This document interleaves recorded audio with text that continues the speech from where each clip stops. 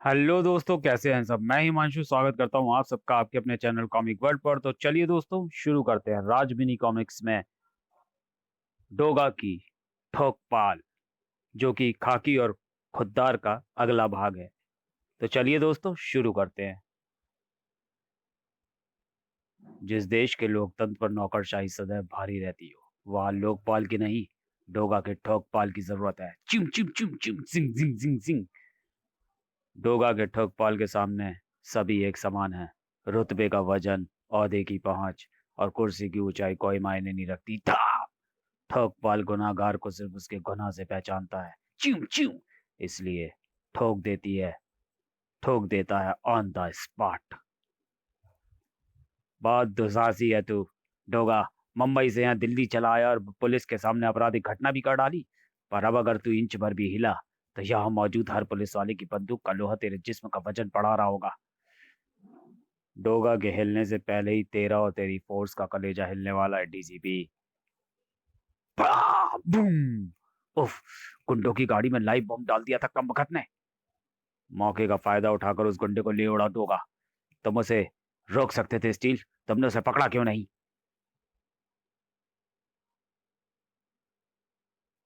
मैं यहाँ special orders पर आया हूँ। मेरी प्राथमिकता उन ऑर्डर्स को फॉलो करना है। बाबा लखपुत्र और तिरंगा को जेल पहुंचाकर ही डोगा के खिलाफ एक्शन लेगा स्टील। बाबा लखपुत्र और तिरंगा को कहीं भी ले जाने से पहले जिन्होंने तुम्हें ऑर्डर्स दिए हैं, उनकी सच्चाई तो सुन लो तिरंगा। उन्हीं के भाड़े के टट्टुओं की जुबानी। लाई डिटेक्शन मोड ऑन, क्रिएटिंग डेटाग्राफ। सब बताएंगे माई बाप। इस जालिम पुलिस वाले से बचा लो बस। सड़क छाप कुत्ते की तरह मारा इसने हमें। हमने केंद्रीय मंत्री दामोदर दीक्षित के कहने पर बाबा के समर्थक बनकर पुलिस वालों पर हमला किया था, ताकि पुलिस वालों को बाबा और उनके समर्थकों पर लाठीचार्ज करने और उन्हें गिरफ्तार करने का मौका मिल जाए। ये डीसीपी भी ये डीसीपी भी इसी प्लान में शामिल था। Lie detection data graph completed, no errors recorded. DCP Rana, तूने जबरन सत्याग्रह कर रहे लोगों व तिरंगा पर हमला करवाया है। क्या बक रहा है तू टीन के डिब्बे? तू इन गुंडों की बकवास पर विश्वास करके अपने सीनियर पर इल्जाम लगा रहा है। विनय, तेरी ये हिम्मत कि तू मुझ पर डीसीपी राणा पर हाथ उठाए? ठाक! मैं डीसीपी को नहीं, एक आम दोषी को इंटेरोगेट कर रहा हूं, जिस पर planning conspiracy against government force and deliberately misleading government servants on duty के चार्जेस हैं। क्यों स्टील, मैंने सही कहा ना? बिल्कुल ठीक विनय, इस पर सारे चार्जेस सही लगाए तुमने। एक पुलिस वाला कानून की धाराओं का गुलाम होता है, और पर तेरे जैसे बेगैरत और भ्रष्ट पुलिस वालों के कारण ही ये साले नेता हर पुलिस वाले को अपने बाप का नौकर समझने लगते हैं। जिस जनता पर सेवक बनकर उसकी रक्षा की शपथ लेते हैं हम, उसी पर लाठियां बरसाने पर मजबूर कर दिया जाता है हमें। तो तुम सब खड़े खड़े तमाशा क्या देख रहे हो? पकड़ लो इन दोनों को। अब तेरा कोई ऑर्डर नहीं मानने वाला राणा। तेरे कहने पर अपना जमीन मारकर मासूमों पर लाठियां चलाने को मजबूर थे ये। पर अब इनको एहसास हो चुका है कि जब मजलूमों बेगुनाहों पर पुलिस अत्याचार करती है तो क्या गुजरती है। उन पर चोट शरीर पर लगती है, लेकिन जख्मी आत्मा हो जाती है। इस वर्दी को धारण करते वक्त जो शपथ ली थी, उसे निभाने का समय आ गया है साथियों। आज अपने फर्ज से कोई खाकी वाला पीछे नहीं हटेगा। विनय ठीक कह रहा है। ये साले नेता हमें अपने हाथों की कठपुतली समझते हैं। आज इन्हें इनकी औकात याद दिला देंगे। हा हा हा हा हा हा। ये तो जैकपॉट लग गया शर्मा। दामोदर दीक्षित तो सरकार के दुम में ऐसा धागा हुआ है कि कुर्सी पर बैठने के ख्याल से भी दुखने लगेगी सालों की। उस कुत्ते डोगा के बीच में आ जाने से कुछ पलों के लिए तो मैं घबरा ही गया था कि हमारे गुंडे पकड़े गए तो कहीं हमारे खिलाफ मुंह ना खोल दें। पर डोगा तो खुद बचने के लिए ही दुम दबाकर भाग खड़ा हुआ। थाक! दगड़ू, ये तो दगड़ू है। किसी और का सामान अपने पास नहीं रखना चाहिए। तेरा कचरा तुझे लौटाने आया हूँ। डोगा, डोगा, तुम भीतर कैसे गए? बाहर हमारे कार्यकर्ताओं ने तुम्हें रोका नहीं? खिड़की से बाहर झाँक ले, समझ जाएगा। अगर ये अपना शरीर इंच पर भी हिलाएंगे तो दुनिया से हिल जाएंगे। जमीन पर गिरते ही ये बम बोल पड़ेंगे, और बमों की भाषा को तो तू समझता ही होगा ना।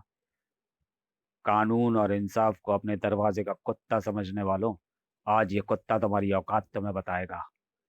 शोभा यात्राएं तो बहुत निकाली होंगी तुमने। यह है डोगा की ठोक पाल यात्रा।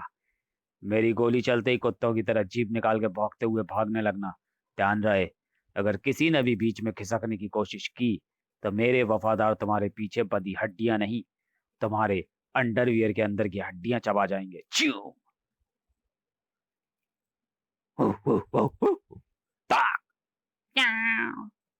बहुत तमन्ना थी किसी नेता, भ्रष्ट नेता को पागल कुत्ते की तरह पत्थर मारूं। आज मौका मिला है। ये तमन्ना तो देश के हर आम इंसान की है। साले पूरी बेशर्मी से देश का पैसा टकारते हैं, और जब कोई इनके खिलाफ आवाज उठाता है तो उसे काटने दौड़ते हैं। मारो सालों को। ताक ताक। क्या क्या। नेताजी, अपनी पार्टी का डोल फट गया। पुलिस और पब्लिक दोनों तिरंगा स्टूडियो विनय के नेतृत्व में हमारा जुलूस निकालने पर सरकारी मंत्रालय की ओर ही आ रहे हैं। दिल्ली भर के अपने सभी खूनी कातलों को बुलाओ। मंत्रालय की बिल्डिंग को अभेद किले में बदल दो। जो भी भीतर घुसने की कोशिश करे उड़ा तो साले को। और हमारे यहाँ से निकलने के लिए प्राइवेट हेलीकॉप्टर बुलाओ। सरकारी मंत्रालय प्रांगण में अवैध हथियारों के साथ अनाधिकृत प्रवेश व घेराव कानूनन अपराध है। हथियार डालकर आत्मसमर्पण कर दो। अब आप पगला गया क्या बे? चल निकल ले बे, पुलिस पब्लिक लेकर यहाँ से, वरना इतनी गोलियां चलाएंगे कि दूसरा जलियांवाला नजर नहीं, यही नजर आने लगेगा। मुझे तुम्हारे दावों पर शक है। तर तर तर तर तर तर, जिंग जिंग जिंग जिंग, चू चू चू। कोई एक भी बचे ना पाए। Click click. खाली हो गए तुम्हारे हथियार और हौसले। हे भगवान, मेरे शरीर में मौजूद मैग्नेटिक फोर्स फील्ड जनरेटर मेरे शरीर को एक शक्तिशाली चुंबक में बदल सकता है। चाहता तो इसकी चुंबकीय शक्ति बढ़ाकर तुम्हारे हथियार भी खींच लेता, पर तुम्हें एक फेयर चांस देना चाहता था मैं। था, था, बस धूम।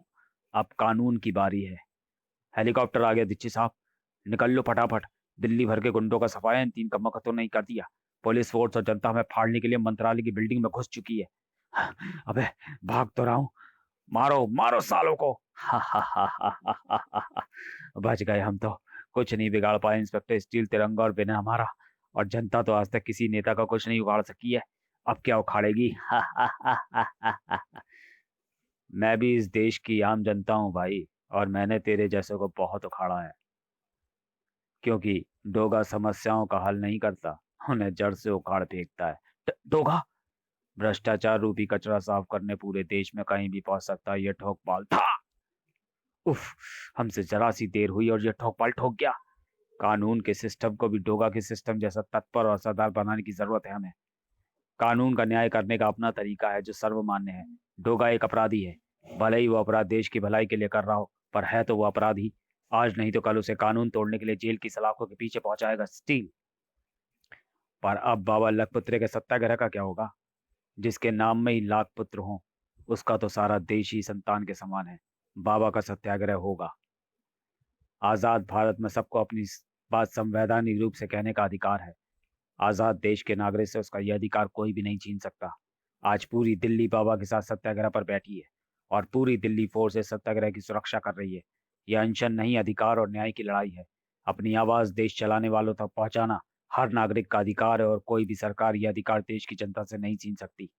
डेमोक्रेसी क्या है? क्या सिर्फ गलत को गलत बोल देना भली डेमोक्रेसी है? नहीं, गलत को सही करने के लिए आवाज उठानी पड़ती है।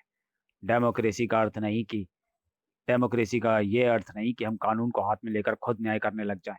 यदि कुछ गलत हो रहा हो तो उसे ठीक करने के लिए शांति का मार्ग सबसे प्रभावशाली है। याद रखें, सच के लिए उठी एक हुंकार 100 सत्यों पर भारी होती है। बुरा देख आंखें न मूंद, न सोच कोई और परिवर्तन लाएगा। बुलंद कर आवाज अपनी और चल साथ सच्चाई के, देख सारा जहां तेरे पीछे आएगा। समाप्त। तो चलिए दोस्तों, वीडियो को यहीं समाप्त करते हैं और मिलते हैं राज मिनी कॉमिक्स की अगली कॉमिक्स तिरंगा की कर्ज में। तब तक के लिए धन्यवाद।